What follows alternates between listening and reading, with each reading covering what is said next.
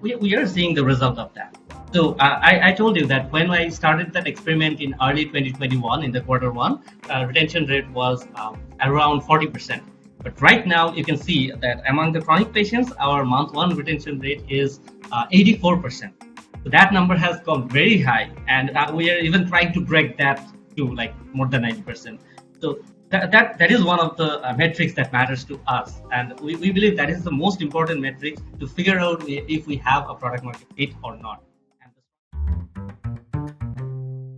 I think the other questions around your revenue and all the things that most investors are going to talk around. One thing that I took a note of as well was that your revenue is growing, which is always good. So you're now at around 3.5 million in annualized revenue. No, right now we just did 1 million annualized GMV last month. Okay, yeah, sorry, that's right. It was 1 million. But I've noticed that the trend as well is that your margins are growing in line with GMV. Yeah. So if we'd have talked to you maybe this time last year, you would have been talking about your margins being quite low in the single digits, and now I think you're in double digits now. We are close to double digit. Yeah. So this the exact amount is from last year. From 12 months ago, the margin is almost doubled. Actually, it actually doubled now, and we are talking with all these our suppliers and manufacturers, and this is actually proportional to the GMV amount we get. So how this industry works is they have this segmented margin or the margin based on the slots. So if you hit this amount of GMV per month for that particular pharmaceutical or for that particular manufacturer, you get a reward point of another 2% or another incentive of 5% after you hit this amount. So it is exactly proportional to the GMV number, the margin, and we are seeing this trend every quarter. We are improving our average margin by roughly 5 to 10% every quarter, and the numbers, the absolute numbers, are very small compared to the market opportunity, because we have not raised any significant amount of money before finding product market fit. We have been raising a significant amount of money since last 2 months. Now we will actually grow even faster, and with this growth, the margin will grow as well. So we still have an opportunity to grow our margin, double our margin by next 18 months. So the question that I was going to ask is, you're always positioning the fact that you can deliver quickly, but that means that you're going to have to create depots or repositories in different parts of Dhaka, different parts of Chattogram. Isn't that going to increase your cost and then impact your margin? So for outside Dhaka, all the cities, we don't need multiple hubs. But in Dhaka, we actually plan to be just 4 hubs, because Dhaka is one of the, I think, most densely populated cities in the whole world. So this gives us this density dividend. So we don't have to set up a lot of hubs. We can create hubs in just 4 strategic locations. And as our algorithm, I mentioned that our algorithm, the intelligent inventory ordering algorithm, that allow us to operate with very little inventory, the most optimized inventory that is needed. And we don't even hold an inventory for more than 3 days. So for every medicine, we only order for maximum 3 to 4 days. We don't hold any inventory longer than that. So that's what allows us to optimize that and minimize the number of inventories we hold. So for example, what a standard pharmacy chain will hold in inventory in their traditional model or manual model, our inventory is 1/5 of that. So that's why with the cost of one of their large warehouse or pharmacy, we can build actually 5 different hubs with the same cost. And creating these 4 hubs will cost only $100,000, $110,000, which is very much doable for us. And it will actually minimize the delivery time from 24 hours to actually less than 6 hours, 4 to 6 hours. The customer experience will be much more higher. And right now, we also another metric that we track, though it is not our primary metric, but it is one of the secondary metrics that we track, is the cancellation rate or the fulfillment rate. So if we get 100 orders, and it is the case for all the other online pharmacies, there are some order that gets cancelled because of maybe delivery time, maybe they actually need it within 4 hours or 5 hours. before their dinner meal. So here's an interesting thing about medicine delivery. It's not like food or grocery delivery. So that we don't have to be this quick commerce startup. We don't need to deliver within 30 minutes because medicine for these chronic patients are only taken with meal. So it's either lunchtime or dinner time. It's not somewhere in between. Maybe in 5 p.m. you would want it, or maybe in 12 p.m. you would want it. You would either need it on lunchtime or dinner time. So what we want to do is, instead of tracking the delivery time, we want to make sure that if you order in the morning, you get it by lunchtime.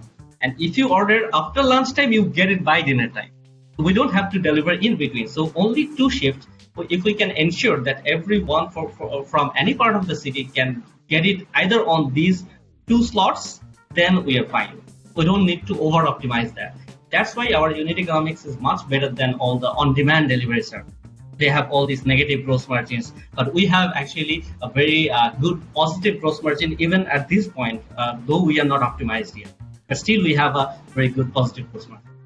Yeah, I mean that's really good. And again, it just shows how you understand your clientele, what they need, what their challenges are. And again, with the AI tech that you've mentioned, the fact that you're optimizing for 3 days of inventory, I think that's impressive.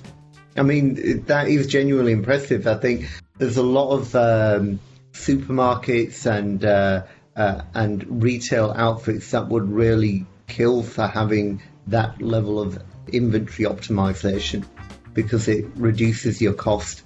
You don't need as much working capital, so you're super efficient around that. So for me, I think that's really impressive.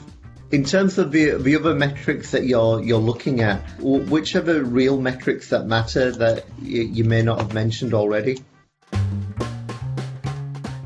The primary metric that we track is obviously the GMP number. Number 2 is the net revenue, the margin we can keep from that GMP. That also track that if it is growing every month. And the number 3 is number of orders. The number 4 is the retention rate, both month 1 retention rate and both month 6 retention rate. So both are important for us because month 1 retention rate is saying us that people actually need this service repeatedly. But month 6 is actually telling us that we are being able to serve them in the right way. So they are keeping with us for 6 months. They are not going to any competitors or they are not going to any other platforms. So that is one thing. And the number 6 is we track customer acquisition cost and the payback period also. And number 7 is the delivery time, the average delivery time, if we can actually deliver that. The number 8 is fulfillment rate that I just said, that how many orders are getting cancelled and how many orders are getting fulfilled. Even like 6 months ago, our fulfillment rate was around 80%. So 20% of the orders were getting cancelled for different reasons. Maybe something was not in our inventory, maybe some medicine, someone wants it faster. So for all these reasons, some orders were getting cancelled. Right now, our fulfillment rate is close to 91%. So now 9% orders are still getting cancelled. So our goal is to even reduce that as well. And the last one we track is the active users, the monthly active users, and also eventually we want to get this to weekly active users. So that is also in our product roadmap. So because right now, the 2 services we have, the online pharmacy and doctor consultation, both are paid services. So the patients have to pay money to avail one of these services. And that's why this is only beneficial when you will only open this app when you are actually in need of something, maybe doctor consultation or but what we now want to introduce is some services that are free for the users, but they will actually get value out of it. So for example, in Bangladesh, the doctor to patient ratio is very bad. Like we have 10 doctors for, I think less than 10 doctors for every 10,000 patients. I think 6 doctors per 10,000 patients or something like that. So what the doctors do, especially the specialists, the endocrinologists, the cardiologists and the nephrologists, they cannot spend enough time to the patients. They just write the prescription, but after that, they don't have the time to explain the prescription to the patient. So they cannot explain how they have to take care of themselves. So for example, if you are a newly diabetic patient, you need to control your diet, you need to do exercise, you need to track your blood sugar level. But these specialist doctors, they don't have time to explain all of this to you. And maybe they will explain it within 30 seconds, and you, as a patient, you will not get any of it. So that's why we are now partnering with all these doctors to create Netflix kind of video series for these patients. So this is diabetes series of 20 videos, how you should take care of yourself. And maybe whenever you are in doubt, you will just search for your, and we are also, this is in our research and development stage, chatbot kind of feature where you will just type in your what problems you are facing, and it will suggest the relevant contents for you. Maybe also suggest next step for you. What is the do a triage? This is in medical term, it's called triage. So based on your symptoms, based on how you're feeling, based on your, maybe if you have any kind of lab test report or anything. So based on this, it will decide whether you need to just watch a content, or this is actually a severe case and you need to actually consult with a doctor, or this is an emergency case, you need to call the emergency service like 911 or something like that. So we are also working on these kind of services where patients will get value without spending anything. Okay. I mean, and this will help with us the activation rate. Like we track the customer journey into 5 steps, basically the classic, the acquisition, activation, and revenue, retention, and referral stage. So we are seeing one thing is our acquisition to activation ratio actually is not that great. So the people who are activated, who interacted with the app, who maybe entered their personal data, they go to revenue stage. So they become our paying customer. But the people who sign up in the app, not most of them are actually activating. They are not giving out data. They are not interacting with the app for a certain period of time to go to the next stage. That's why we are focusing on this stage. So we have nailed the revenue to retention stage. Now we want to nail the acquisition to activation stage and also the retention to referral stage. We want to optimize those two. Good. Okay, that sounds like a real plan. That kind of leads me on to the other questions that I had around the other services that you have. Because if I look on your website, it shows that you've got, feminine hygiene products in there as well, which don't necessarily require, prescription or anything like that. So it's just like a marketplace for buying certain types of products that you might find in a pharmacy, but doesn't require any prescription from a doctor. Are you finding those types of services in demand, or is that just there for show? There are some products that our customers are, again, so we are always a customer-led thinkers. We don't push anything on customers. When a customer actually demands for, we have a list of things where we have a platform where our customer support executive gets messages from these customers that I need this, but I cannot find all these things. And they have a request button where these patients can actually request for a product that they need, but that is not in the database, that is not in the app.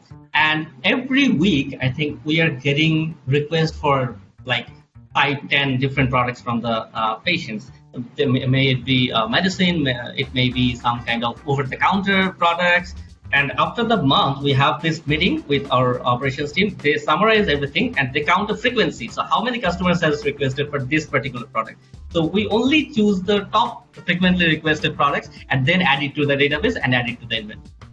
So that's how actually we are seeing that though most of our customers are male users, but actually almost 70% of our female users are ordering some kind of female hygiene product with their, they are also chronic patients, but along with they not only just need the insulin, they also need the sanitary napkin. So that's why instead of, why should they go outside again to buy this only one thing? That's why they're requesting us to keep one of their brand of choice that they use. So that's why we integrated all of these things by getting requests from this. And we are seeing a value addition and a growth in the basket size because of this. Okay. And that's really interesting. Again, it's classic textbook. Supermarkets do this all the time. They kind of lead you in with one thing, but then they also know the buying behavior of their customers. And because of that, the basket increases.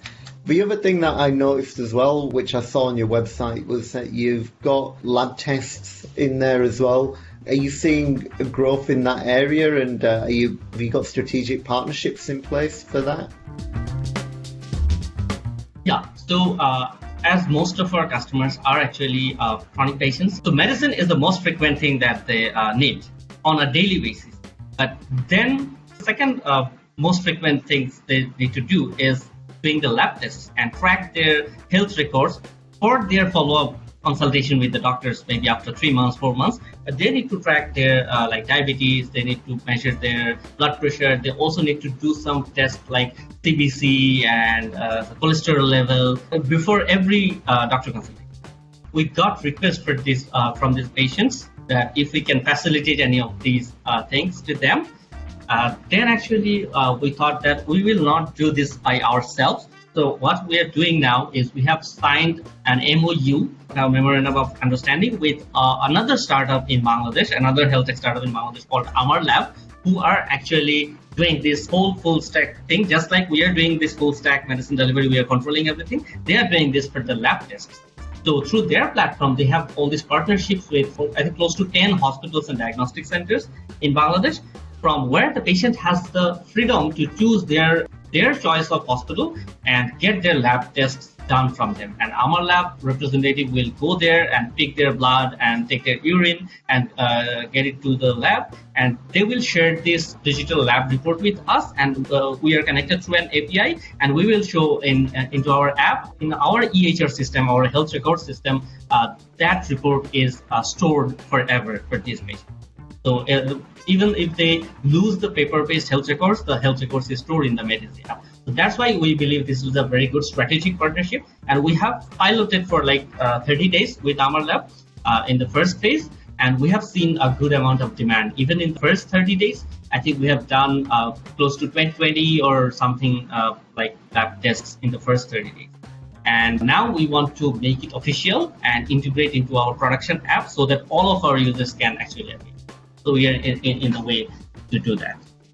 That's good to know. At least we know that your product scope is increasing, but focused around your particular focused demographic of customers, and that also means that your revenue is going to increase, and your margins should also increase as well through that. Yeah. Yes, exactly. You also mentioned about how MedEasy is now powering the online pharmacy feature for a number of the doctor consultation players in Bangladesh. I think that was another interesting partnership that you have lined up. Yes, so as I've already mentioned, that we are looking into different ways to minimize the customer acquisition cost by making this strategic partnership to reduce the customer acquisition cost, where their user base become our user as well. So what we're doing is, I already had this relationship by talking to all these 4 or 5 telemedicine players when I was also their competitor. So now I reached out to them, and our team reached out to them. And in some cases, they reached out to us that they need a medicine delivery partner when they have this digital prescription, who will actually deliver this medicine to their patients. So then we partnered with, I think we now have 3 or 4 telemedicine companies as our partner, where we are the back-end medicine delivery provider for them. And also our brand name is there that said that this medicine delivery is powered by MedEasy. So we are also pushing our brand to their users as well. And they get an invoice which is co-branded. So in the invoice, it says their logo and the MedEasy's logo, that this is a co-branded product for them. That is one thing. And we are also, we have recently partnered with another health insurance provider. And we have signed the MOU. We will go into action soon.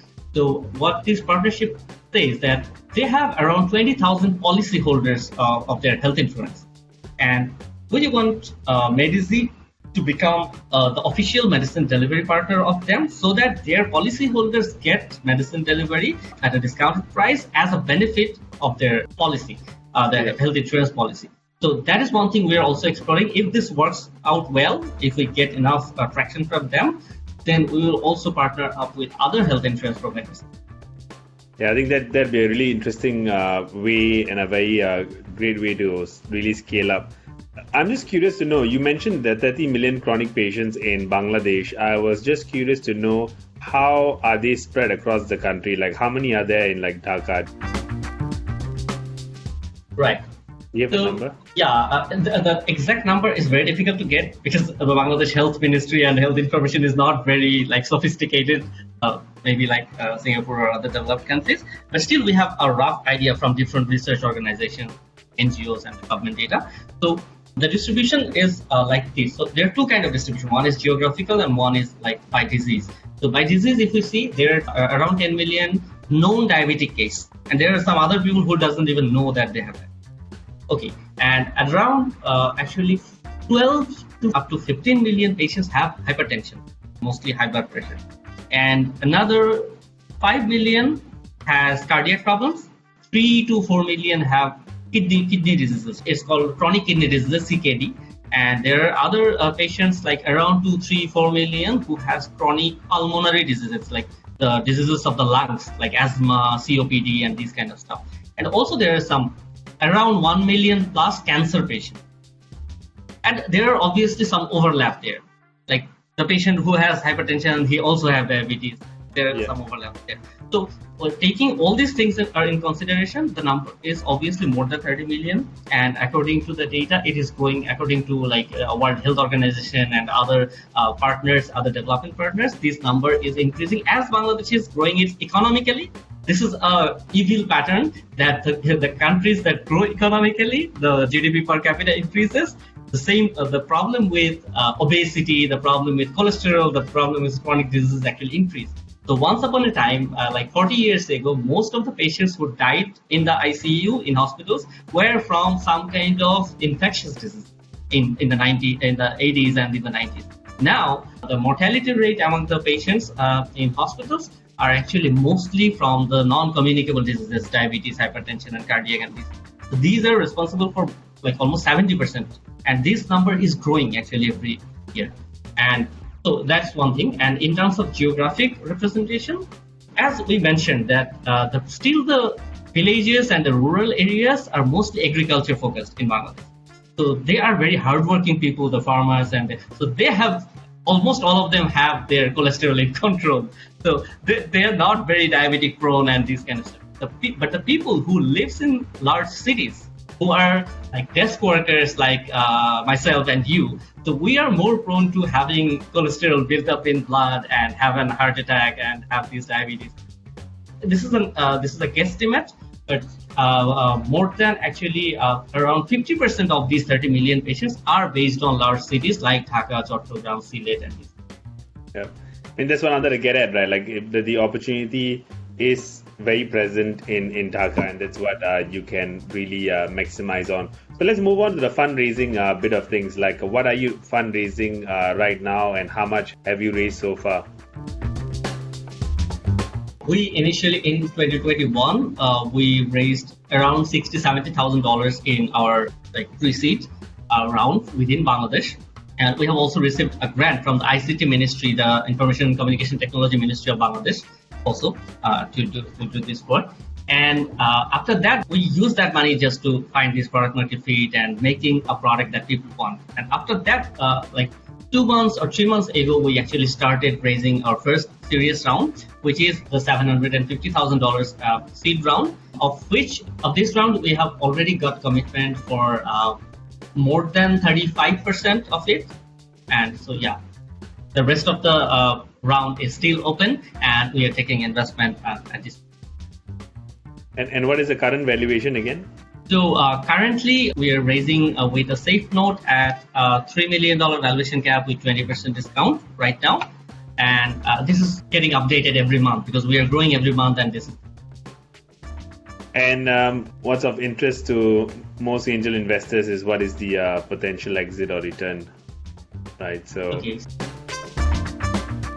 So yeah. So again, I have an hypothesis about this. At this stage, so if you look at the developed markets, also even some developing markets that has seen a very good investor interest, like in India.